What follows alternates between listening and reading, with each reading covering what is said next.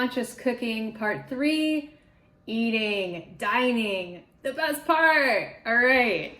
So a few things to note, and don't worry, again, always no pressure with these little tips and tricks. They're just ideas, they're just things to implement, so give yourself a little grace and let's dive in, literally. All right, so you've sat down with your food, everybody's served up if you're dining with others, and we're ready to dive in. Let's go to a little pause. It's just like before we go ahead and start cooking and preparing, same idea with before you're eating your food. Bringing in the breath. 1 up to 3 nice full breaths in and out. This can be done in tandem with maybe a little blessing for your food. It could simply be the notion, the thought of gratitude for this meal, for this dish, this piece of food that you have here. And you might take a simple breath in and out, eyes closed or not.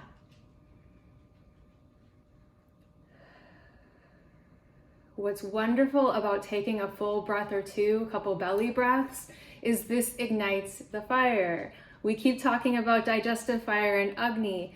This is where this comes very much into play and readies the body and literally opens up the diaphragm.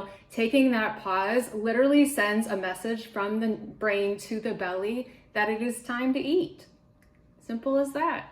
All right. When it comes to place where you're dining, literal physical place of where you eat, if you have the ability to be near nature or out in nature dining al fresco, if the weather accommodates on that particular day, take the opportunity.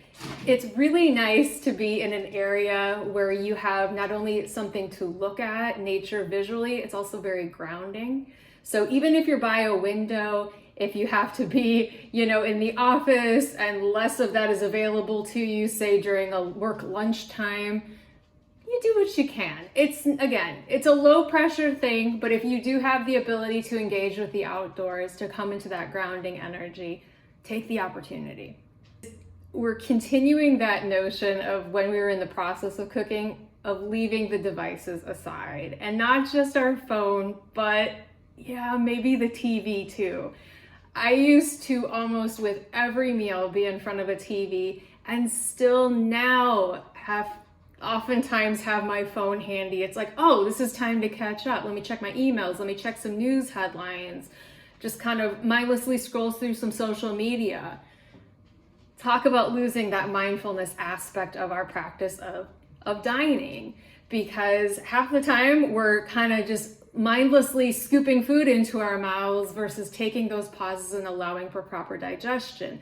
When we have those distractions, we lose our place. And not only that, we often don't interact with our food, even taking it in the sensory experience, the sight of it, the smell of it, the mouth feel, how it tastes and all its nuances. You put all this beautiful work into your food, potentially. Someone put work into your food, and to really kind of engage with it. We're always coming back to digestion, my friends, and this is a key piece of it, is to limit the distractions. Obviously, this isn't something that we can always limit. We have other things happening. We may need to engage with those other bits and things and pieces of media. Understandable. When you have the ability to set it aside, consciously do so, if you can. And you can occasionally, right? Okay. If you're dining with other folks, just a note here, as much as you're able, limit heated discussions at the dinner table. If debates come up, maybe we go, hey, you know what? This is our time to eat. Maybe we even do so quietly, and we can come back to that later. And if it's really hard to do, maybe we remove ourselves. But either way, again, we're just, letting the space be a space where we can engage in a positive way. And maybe that is with a little more quiet. I know some of y'all with kids are going, no. And that's cool. Again, this is just a simple tip. And this might be at a time and a place where it feels more applicable to bring in a quieter eating experience if it's available to you. Cool.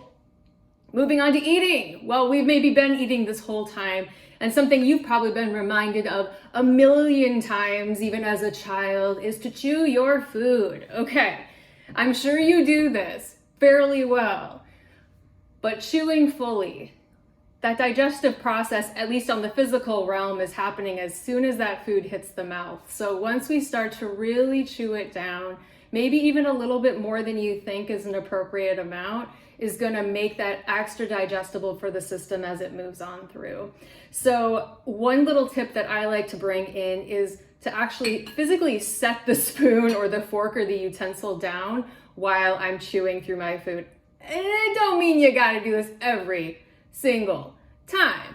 I'm just saying on occasion, because if you're like me, you might be, kind of midway through chewing a bite, you're already setting up that next one. It's ready to go. You haven't quite swallowed the last one, and oh my goodness, here comes the next one. And it's sort of like this ongoing cycle where there isn't really a pause, maybe just a breath in between. If you take a moment to really fully chew your food, maybe set down the utensil time to time and just take a little breath, take a little glance out the window, by golly, actually have an experience, right? It'll go down easier and it'll process easier and more fully and more comfortably. Okay, so part of that too is our beverage. This is one little interesting part about Ayurvedic eating that I really took note of. I always thought I kind of really need to balance my food with a fair amount of hydration and water, or any beverage that I'm having. And on the contrary, you want to drink minimally. We're back to Agni again, the digestive fire. What happens to a fire when you douse it with water? It goes away. It burns out. And the same idea plays into how we digest at the dinner table as well. So we don't need to be chugging water. And if we feel that we need to, maybe we're eating super spicy food or something that requires more cooling, that might be a key into what we're eating and how we may be, and this is probably going to come up in some future videos, how we may need to tweak what we're actually cooking for ourselves if we're feeling that we're extra dehydrated or need that extra bit of cooling. Ultimately, your food should be at a taste place that you just need a sip or two here and there, so you don't need to flush everything through, because you want your food to be able to digest at a really nice rate versus getting flushed out and also not being able to properly absorb the nutrients. And last little bit, this is my favorite. You may notice, maybe you don't, but maybe you will now, that there comes a point in your meal where you have a little burp. Maybe it's a big burp, I don't know. But either way, there is a time when the first one will come. And that is your body's signal to tell you that you are about 3/4 of the way full and it's making room. Your stomach. This is a great time to notice this little blip, this little process that your body gives you to say, I'm getting full, time to start pumping the brakes. Do I throw in a few more bites of food on occasion if I still have something on my plate? Yeah, maybe. But it's still a great time to notice that you're filling up, and we probably don't need to consume much more than after that first or second burp, which is a wonderful way to go into the amount of food we eat, as called 2 anjalis. Anjalis being hands in Sanskrit. And this is a really nice way to see how much a portion size is appropriate for you. Literally, look at your hands, put them together. When you dish up your food, take a glance at if that is about the size of your 2 hands. Take a look at the amount of food that you're serving yourself. And if it comes out to about the size of 2 anjalis, 2 hands of your own, in your bowl or in your dish, then you're right about on par with a really appropriate amount of food for your body. And it may take some tweaking, and it may depend on the meal, and it may depend on the time of day, the day of the week, and how you're feeling. But again, a gentle tip, a gentle hint for you to take forward is with the amount of food as it associates then with that first burp and that little hint that tells you, I'm getting full, I don't need to go much further than this. And then see how it processes in your body so you don't feel super full and stuffed, but you don't feel still hungry either.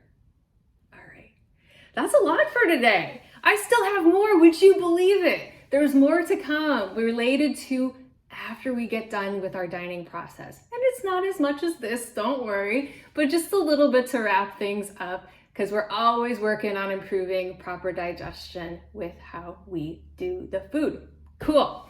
So for more Ayurvedic cooking tips and recipes and discussion, information on my food as medicine coaching services, upcoming workshops, bi-monthly newsletter, get on that. It's always got extra good goods for folks who are subscribers, like promotions, discounts, and other additional information. Head to www.radrootfood.com. I will see you there, and hopefully in a future spot here on our videos. Awesome. Thanks for joining. We'll see you soon.